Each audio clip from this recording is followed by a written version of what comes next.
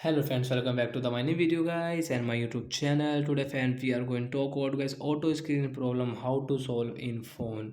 Friends, we have got this auto screen problem in your phone. So friend, how can you solve this auto screen problem guys? You can see guys when we operate any app and guys screen is already rotated. So how can we solve guys this auto screen problem in our phone? Today guys we are going to talk about it.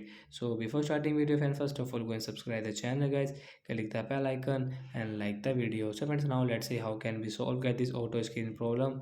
First of all guys, open your phone setting to solve guys this auto screen problem guys. Tap here, sorry friends, open your phone setting. After on phone setting guys, we will scroll it guys. You can see this type of setting.